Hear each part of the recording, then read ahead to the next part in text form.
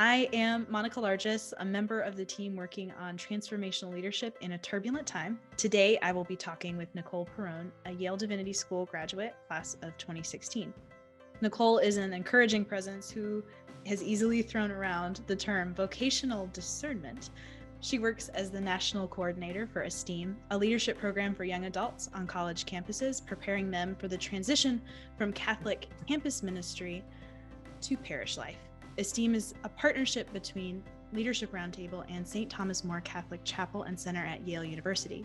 Previously, she worked for the Roman Catholic Archdiocese of Hartford as the Director of Adult Faith Formation. She has her Master's of Divinity from YDS and a Bachelor of Arts in Theology from Loyola University, Maryland. Nicole serves as the Chair of the Board of Governors for the National Institute for Ministry with Young Adults, as well as the Pastoral Framework Writing Team for the U.S. Conference of Catholic Bishops. So, she spends a lot of her time thinking about the role of and working with young adults in the Catholic Church. Nicole is a New Jersey native who now resides in Milford, Connecticut with her husband, John, who is the Director of Digital Media for the Roman Catholic Diocese of Bridgeport, and their golden retriever, Ellie, who we may hear later. So, could happen. Yeah. So could you tell me, what is ESTEAM and the Leadership Roundtable? Absolutely. So I'll start with Leadership Roundtable because there is a direct YDS connection to that. Leadership Roundtable is an organization that promotes best practices and accountability in the management, finances, communications, human resources of the Catholic Church in the US, and including greater incorporation of the expertise of the laity. And so its founding executive director, Carrie Robinson, who is an alumna of YDS, MAR class of 1994, was my esteemed mentor during my time in grad school and for the rest of my life. And she introduced me to the Leadership Roundtable during that time.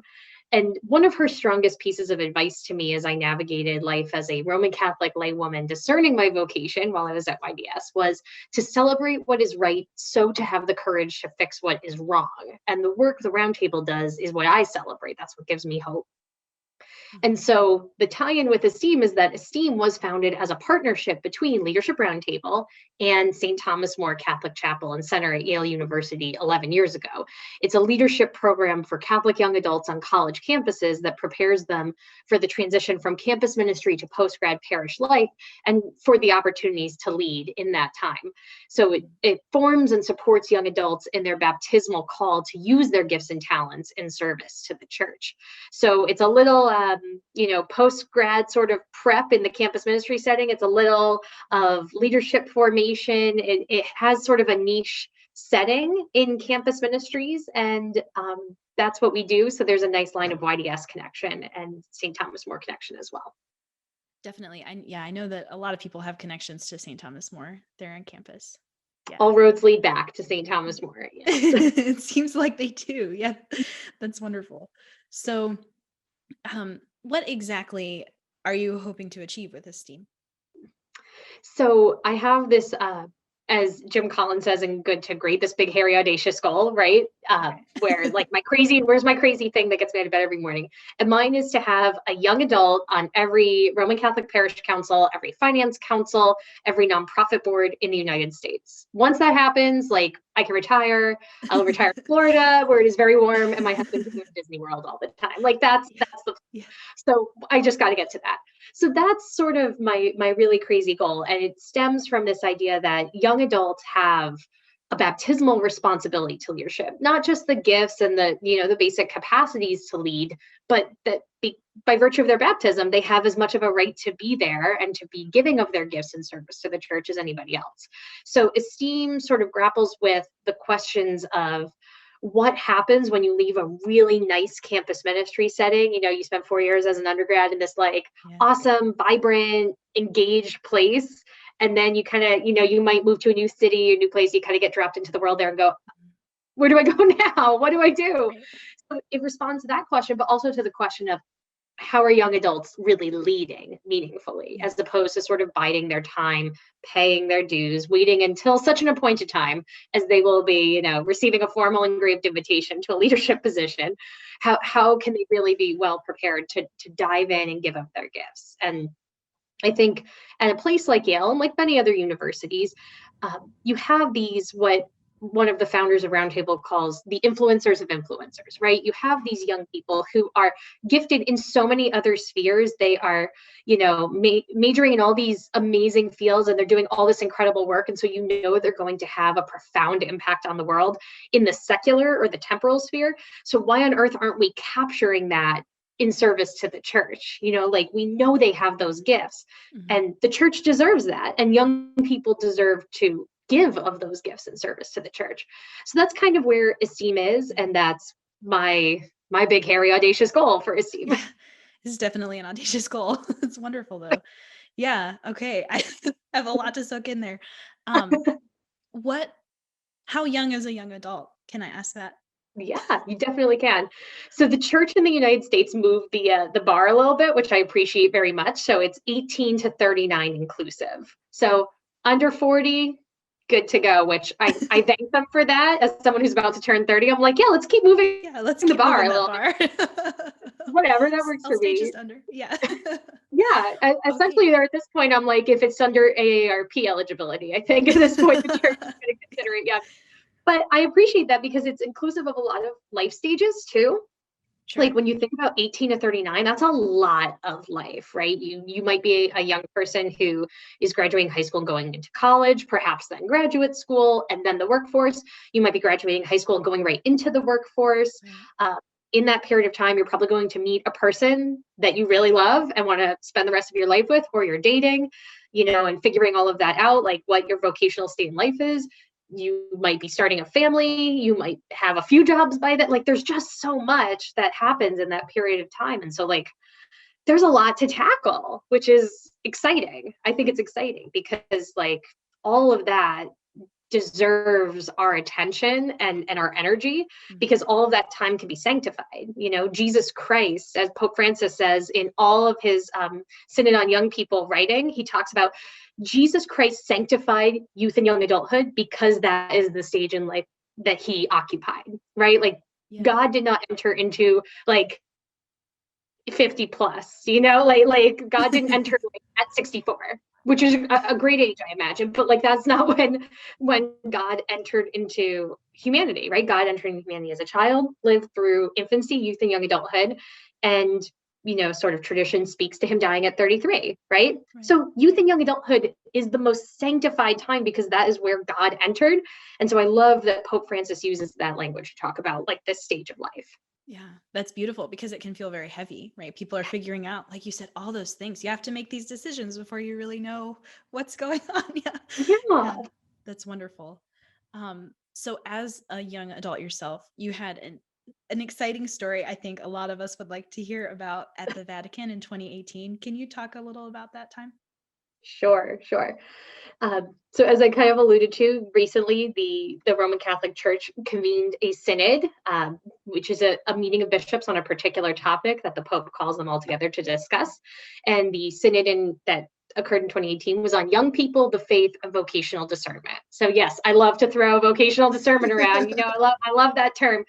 And so that was the topic of the synod that Pope Francis determined, what is the most pressing topic the church should be talking about and responding to and preparing for. And it was young people, which is awesome. And what I loved about that process in terms of especially thinking about leadership and engaging in adults in leadership is that young adults, young people, right? Because that we're talking about sort of a broad swath. Yeah. Young people were engaged at every step of the process, as opposed to this far off process happening far away, at the Vatican somewhere. These surveys were sent out. Every diocese in the world was expected to, survey young people. Bishops' conferences were writing, comprehensive sort of assessments of the experience of young people where they were.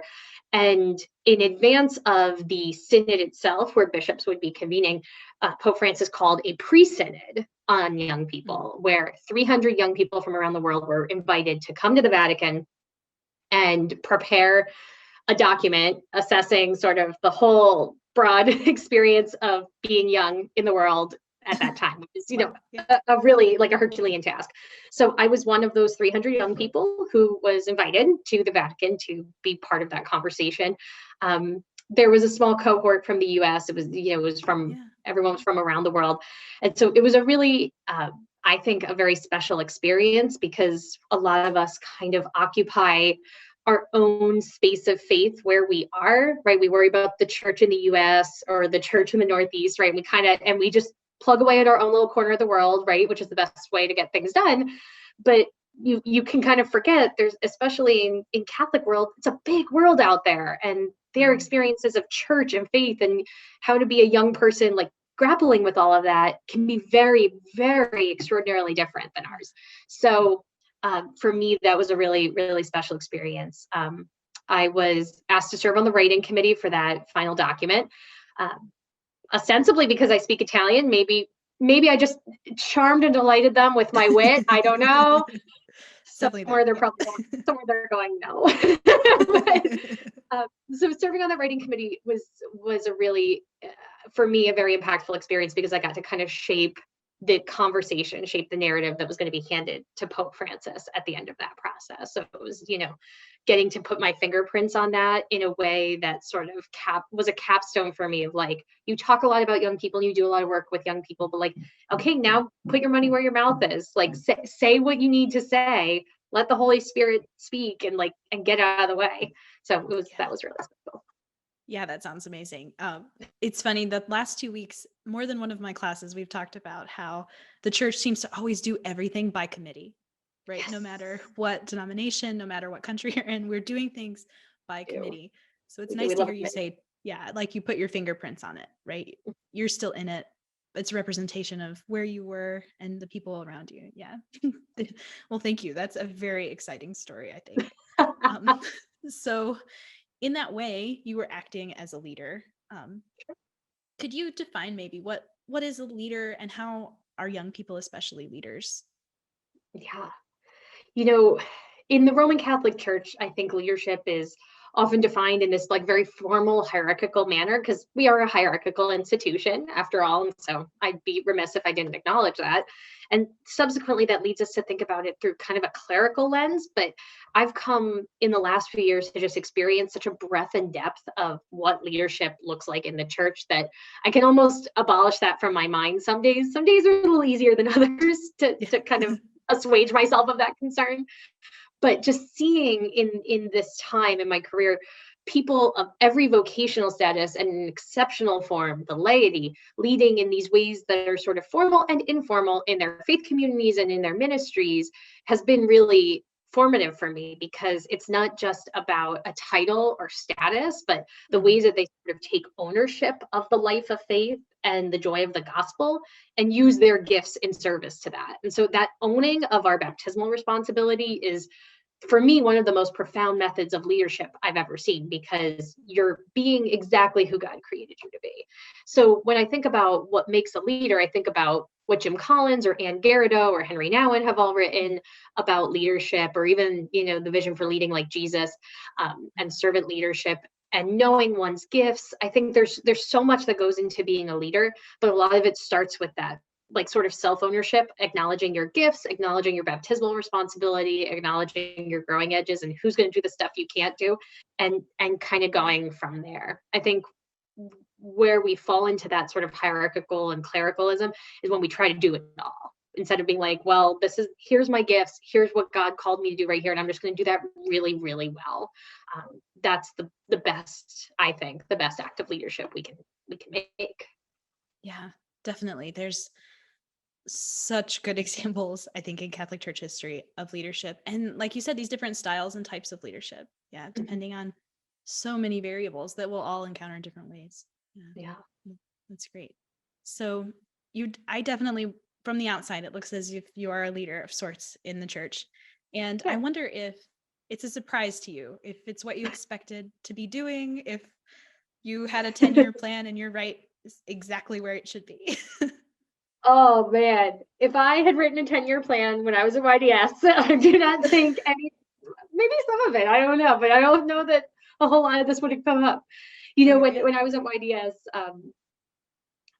I didn't know what I was doing. I think anyone watching this who was at YDS with me might think I knew what I was doing because I've learned, if you just say things really confidently, people believe you, even if you're making it up as you go along. But, a lot of my time at YDS, and I'm certain you and so many others who are at YDS right now have experienced this, where you sort of feel like you're in this ocean of discernment and opportunity, but also like figuring out, what am I doing here? Where am I? Oh my gosh, I have to think of a plan before I graduate. What? And it's fun and it's exciting, but it's chaotic and can be stressful. And so when I was there, I had to kind of go through a lot of that discernment of, what does it mean to be doing this as a young lay woman in the church, right? Those are a lot of odds that might seem to kind of be stacked against you, at least, at first brush. But I think what was really impactful for me was to have mentors. I talked about Carrie Robinson and other really strong Catholic women in my life who identified, like, here's the beauty of the church, and here's all the ways you can give of your gifts, things I never even knew existed. So if I had come up with a plan year one, before the fall orientation at BTFO, if I come up with a plan, it would look very different than by the end of my time at YDS. And just things I never would have imagined. Now, when I was at YDS, I sort of had this grand plan in my head that I was going to go, I was going to graduate. I was going to move down to Washington, D.C., where a lot of these like national church organizations are, and kind of be down there and doing that. That is not how my life went. No, you're not in D.C. Oddly enough, I am not in DC. No, I am in glamorous Milford, Connecticut, for sure. And, I had jobs kind of come up in my purview, in those final days at YDS, where you're kind of figuring out, like, oh my gosh, I got to get a job. I got to be employed, right? Got to pay these bills. There's no one's paying the bills for me after this. And a job came my way that I just absolutely thought, no, this makes no sense. I don't want to stay in Connecticut. I'm not sure that I want to work for the institutional church. And I had to enter into, a big time period of prayer and discernment. And at that time I'd gone to the Vatican to speak about the role of women, and sort of had this idea in my head. And so the Holy Spirit very clearly told me, like, okay, you seem to say a lot of things. You talk a lot. It's time to put your money where your mouth is. On this. You want to talk about women at the table. You want to talk about, being in a position of impact and decision making and able to do something good for the church. Like, all right, here you go. I'm teeing you up. What are you going to do? That spiritual challenge was really important for me. And so I ended up taking the job at the Archdiocese. Again, didn't think I was going to stay in Connecticut. I own a house in Connecticut. So really, really stuck that out. But if I hadn't taken that job, I wouldn't have met my husband. I wouldn't, who is everything. He's the most incredible person I've ever met. I wouldn't have had the job that I had, that I loved at the Archdiocese, and been able to serve the people I love so much and grow in the ways that I did. A lot of the opportunities that came my way, I'm not sure would have happened somewhere else. So God is so good in ways that I can't even predict, because the Holy Spirit was like, okay, no, we're teeing you up for more than you can imagine. Like, you think this is what your life is going to be like. Oh, I got like 1,000 times better for you. So just why don't you just go ahead and let me work? Yeah, that's very encouraging. Yeah, it was off the rails. Chaos, right? Yeah.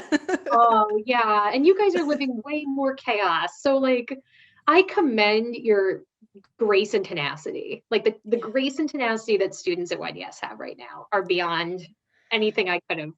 I don't know that I had the fortitude. I really don't. Well, yeah, we'll see if we do. So twice you have mentioned your mentor, Carrie Robinson. Could you talk a little about your relationship, how that started? We have like 5 hours to do that, right? Like, we're good. Definitely, at least 5. You're good for the rest of the day for me to talk. Yeah. Okay, good. Oh God love her. Anyone who knows me watching this is like, that feels right. Yeah, she's gonna, because we have to like cut her off. So as I mentioned earlier, Carrie is an alumna of the Div School. Right. She did her MAR in ethics in 1994. And when I started the Div School, and as I said, kind of had no idea what I was doing and just sort of winging it, showing up and seeing what happened every day. One of the assistant chaplains at St. Thomas More said to me, hey, we have this program called Esteem. It's kind of designed for seniors, but like, I think you would really benefit from it. Like, why don't you just come observe it? Like, you could do as much or as little as you want. Like, we're flexible. So, okay, I got nothing else to do, right? I'm just plugging away at the div school. So I started going to these meetings, and it was a great program, and a big part of ASEEM to this day is the pairing of students with a mentor. And the idea is that it's someone in the faith community at that university who has something in common with them, maybe, similar major field or something like that. And the idea is that their mentor can kind of accompany them along the journey of a life of faith in this particular area. So if you were an undergrad and you're pre-med, you might be paired with someone who's in the medical profession, right? Yeah. You get the gist. So Carrie was paired as my mentor, and I was dazzled by her, as most people are, because she is dazzling. And she just really dove into sort of like, I see greatness in you. I see the potential in you. I see that you have capacities that the church deserves, right? Like you could take your skills anywhere else, but you chose here. And so like, how do we capture that and honor that and really like celebrate that and give you every opportunity to succeed, and not let you, as so many young people do, sort of fall by the wayside because the church hasn't given them that care, right? Hasn't given them that that attentiveness.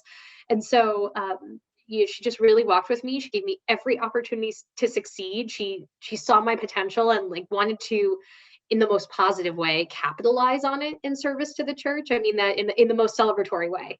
And so like without Carrie, I wouldn't have had some of the internship opportunities that I was able to do. I was nominated to the pre-synod because of my speaking at Voices of Faith at the Vatican, which was a nomination by her, 2 years prior. So I see so much of my vocation has the fingerprints of her mentorship on it. And to me, that can make or break students at YDS, young adults in the Catholic Church, like to have a slightly older, perhaps slightly more seasoned adult than you, who loves you and believes in you and is willing to like get in the mess with you. And as Pope Francis says, with the analogy of the road to Emmaus, walk with you, even if it's in the wrong direction for a while, like that can just be so beyond profoundly impactful. And so again, I could do another like 10 hours on Carrie if you want. Like we could just do that too. Yeah, it's just really about her. We could just invite her next time. Yeah. That's what this is about, is Carrie. Yeah. Well, so your goal now is to give people their Carrie. Yeah. Mm-hmm. Yeah. So how does that work? Could you tell me a bit about the logistics of it?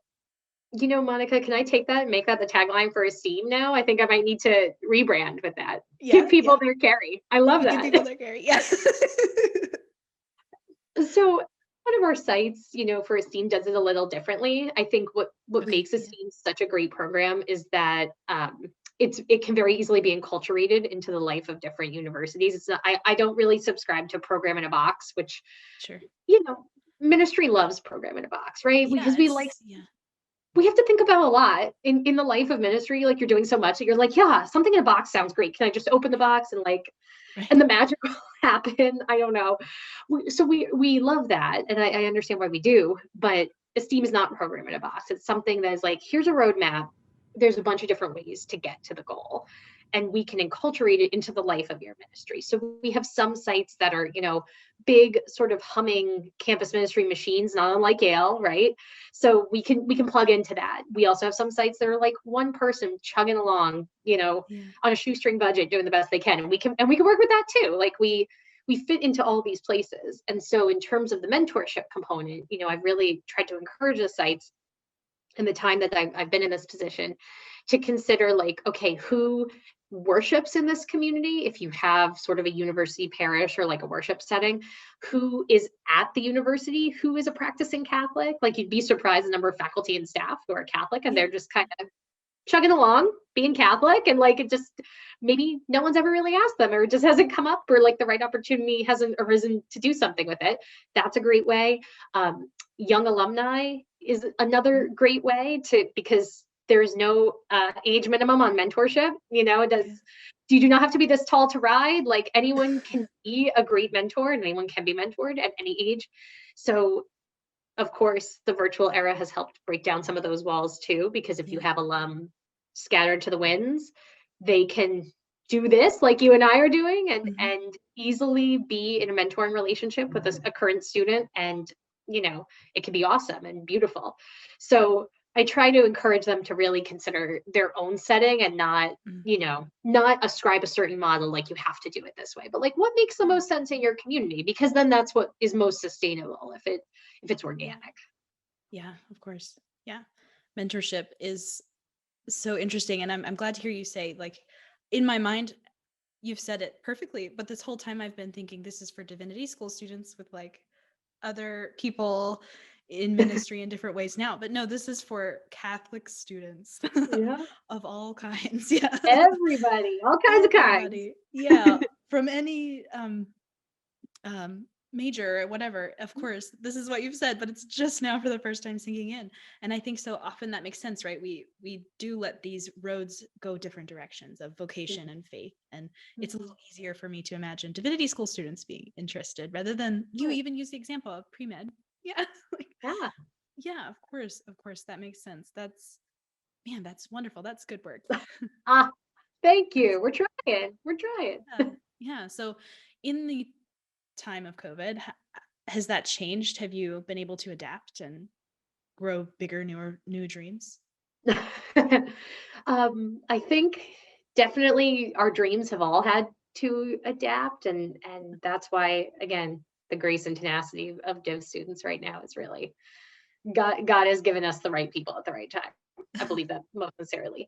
But in terms of kind of what we're doing in the church, COVID has, I think, I have a friend who used to say, she is deceased, but she was a breast cancer survivor, and she had a really great breast cancer foundation. She's a really incredible woman. She always said, trauma doesn't change you, it makes you a bigger version of who you already are.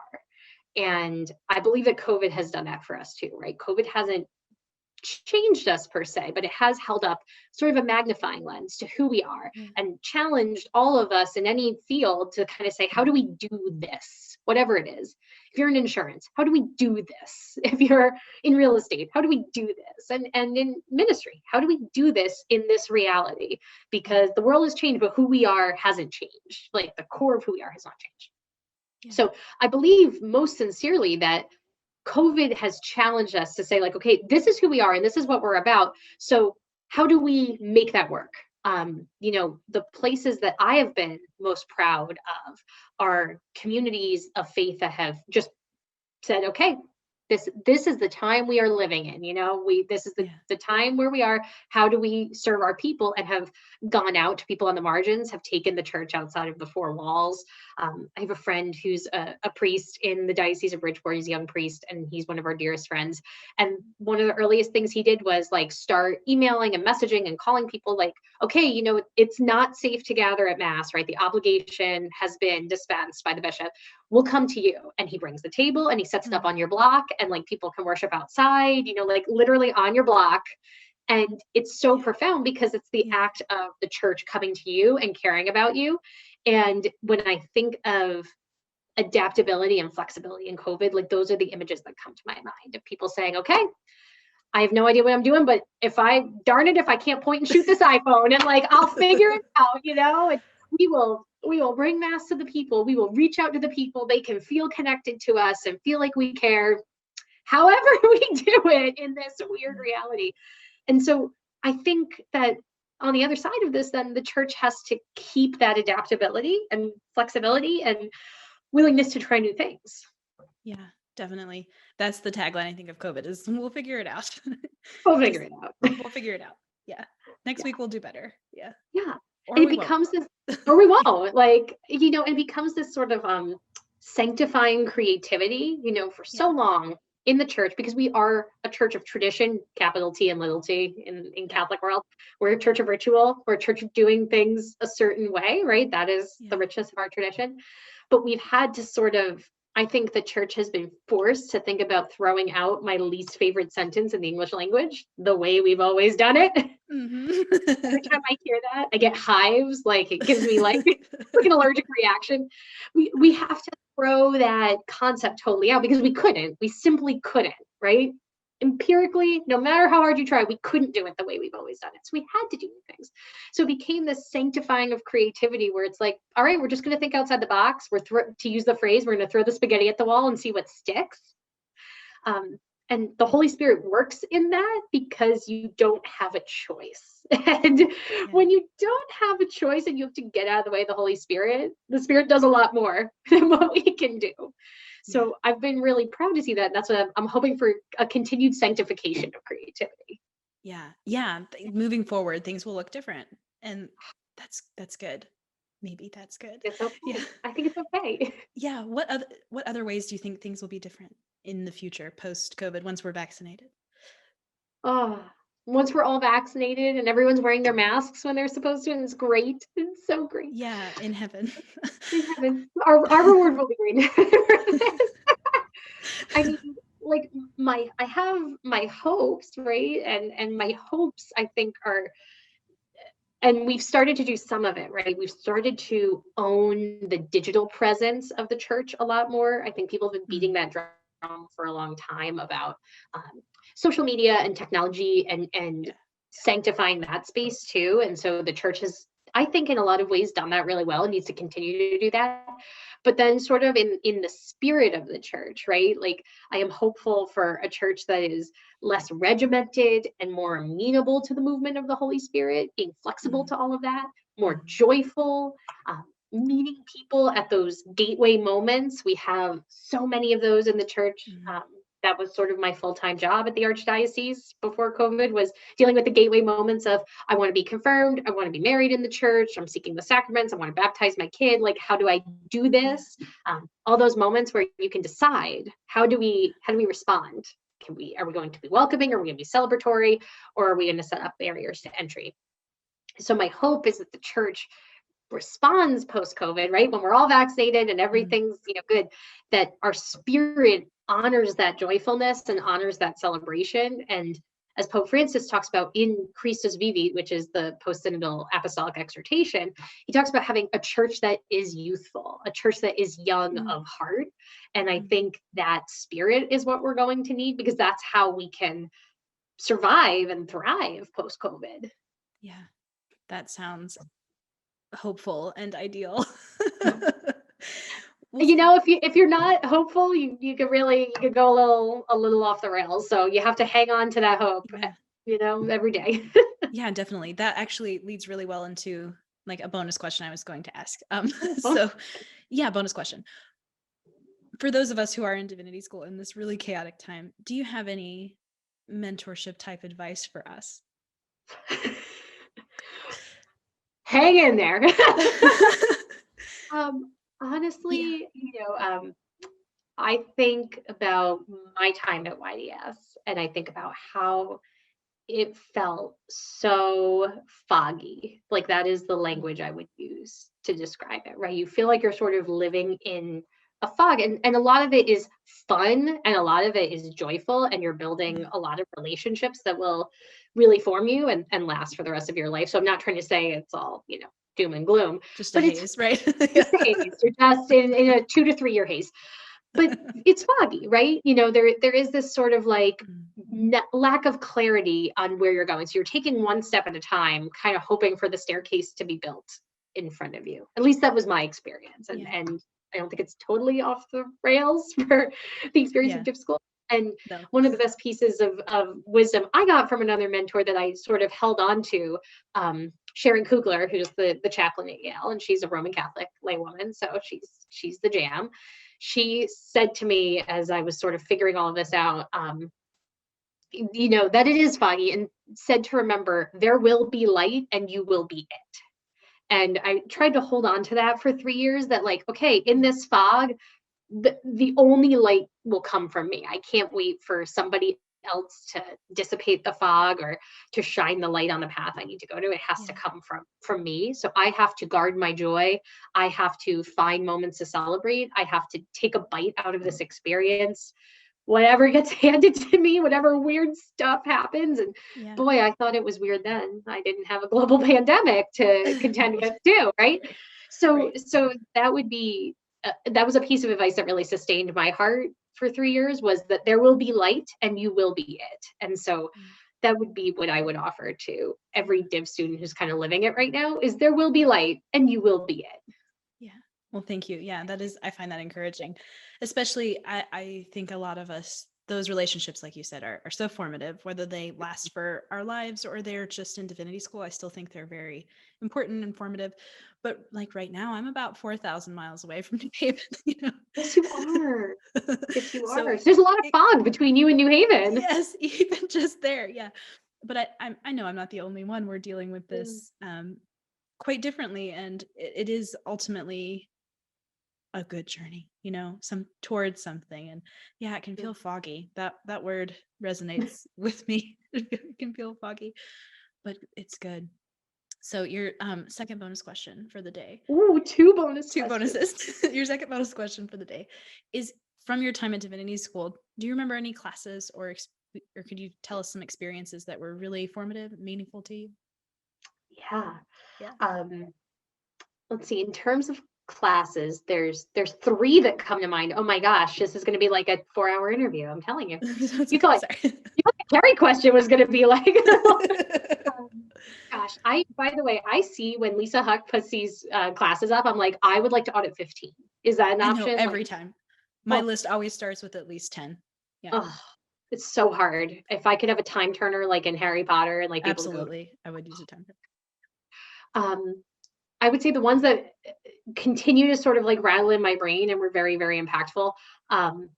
What are biblical values with John Collins? Although I hear he's retiring, so I'm kind of devastated that course will not continue in that fashion.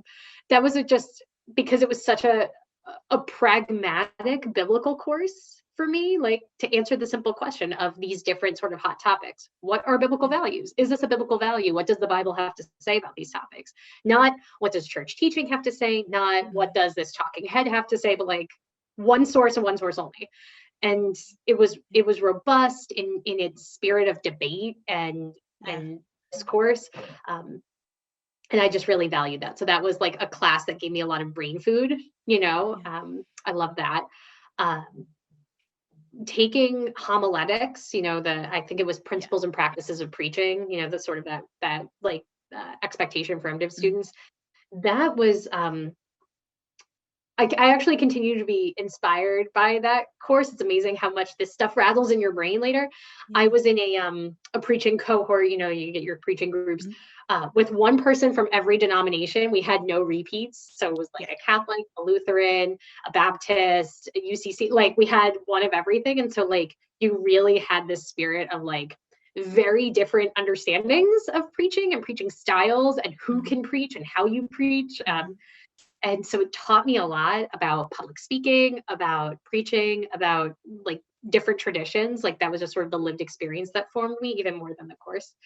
And then when I think about courses that just like, even if I'm not in that field, that just got in my brain forever. I took a class with Peter Hawkins. I don't even think he's there anymore.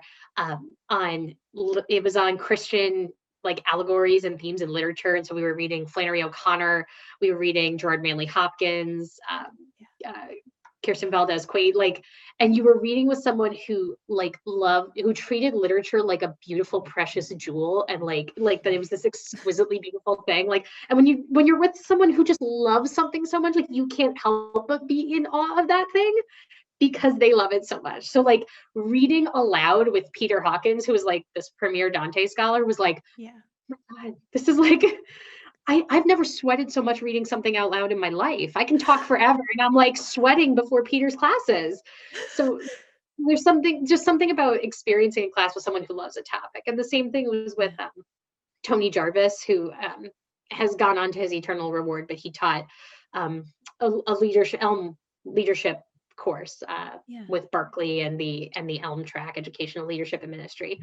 And he just so loved teaching and he so loved students that even though I wasn't going to go into like formal education, like he loved it so much that you couldn't help but be fascinated by it. So it was that same sense of having instructors at YDS who just love something so much, like even if it is so far off from anything you care about, like on paper, you're like, wow, they take this thing and hold it so tenderly that I can't help but be drawn in by that.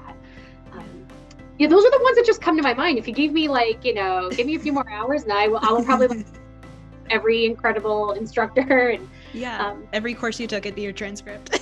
Every single one. Yeah, I would just get my transcript out of I would call Lisa Huck and be like, can we just go over this real quick? Like, please no. Yeah, please no. Yeah. Oh my goodness. Well, thank you. This has been just a joy to do, and it's really uplifted my spirit in a way. And I thank you for your time, and I thank our watchers and our listeners for listening in today. This has been Transformational Leadership in a Turbulent Time. Thank you so much.